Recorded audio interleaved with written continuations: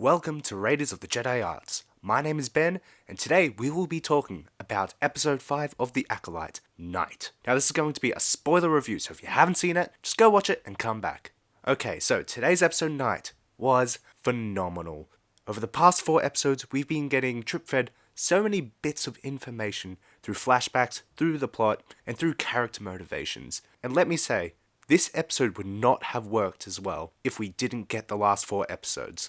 Because all of that build-up has just made the tension just rise and rise until we finally get the payoff this episode. We don't get the payoff in that we suddenly know everything, but we do get the payoff in the fact that all of those decisions that we've seen play out through the entirety of the series so far has led to this.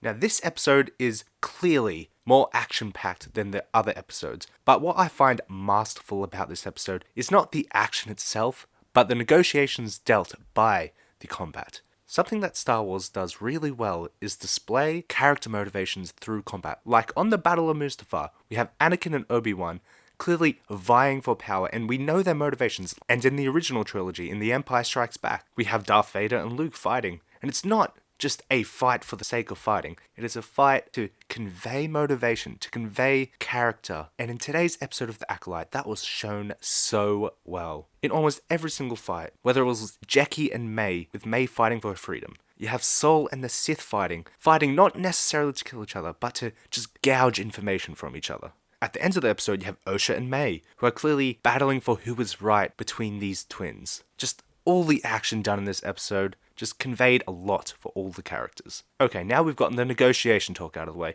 Let's talk about the important plot stuff that happens. First, let's just get it out of the way.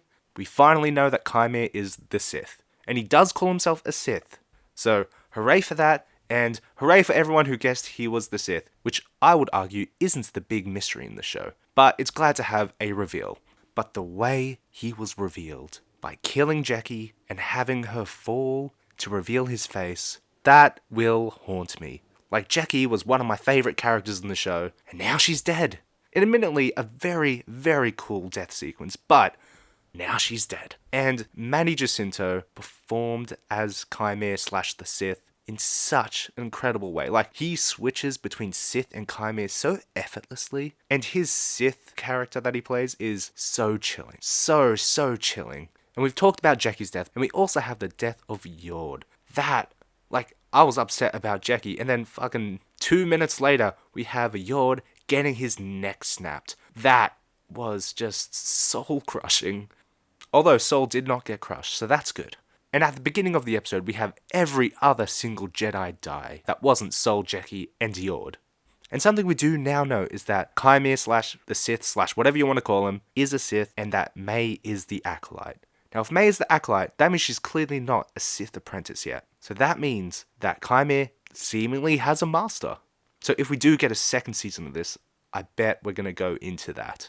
Something we should also talk about. I love the fact that Chimere called out Sol and said, hey, you have darkness in you too. It's not just me. And like the entire series, we have definitely seen Sol subdue that darkness and try to cover it up. Because, as I've said before, he's a very respected Jedi. So seeing him, out of all people, be called out like that is definitely a great hook for the rest of the season. I also want to call out the fact that Osha, despite being with the Jedi again, she doesn't seem to want to reconnect with the Force and just uses her wits to escape out of the situation, which I find really refreshing as a character trait. Because, like, yes, we know that Osha is the quote-unquote good twin, but it's good to see that she wants to be herself and not just what people want her to be. And the last story point I want to get to is, at the end of the episode, we have May subduing Osha, and we have May, disguised as Osha, going to Sol and trying to go back with Sol. I'm really interested to see what's going to happen there, especially seeing as Basil has the head of Pip. I'm going to guess that Basil is going to reveal that May is pretending to be Osha. That's clearly what's going to happen, right? And I really want to know if Chimere is going to get Osha to be his new Acolyte. I think that would be a really cool twist, just having the twins swap sides like that. It's actually something I was hoping would happen in The Last Jedi, where Snoke would get Rey, and Kylo Ren would be captured by the Resistance at the end. So having something like that happen in The Acolyte makes me really happy. And last, I just want to call out the music in this episode. The composer, Michael Abels, did such a good job. making Kymir just have such a chilling score behind him, and it definitely had a very foreboding sound to it, which definitely made this episode a lot more unique than some of the others so far. Anyway, those are most of my thoughts about this episode. Honestly, I'm still recovering from that episode, and I'm still having lots of thoughts about it, so maybe I'll do another short video this week about it, who knows. But man, what an episode I'll be thinking about for a long time. Anyway, like and subscribe if you enjoyed this video, follow me on Twitter, and until next time, when the adventure continues.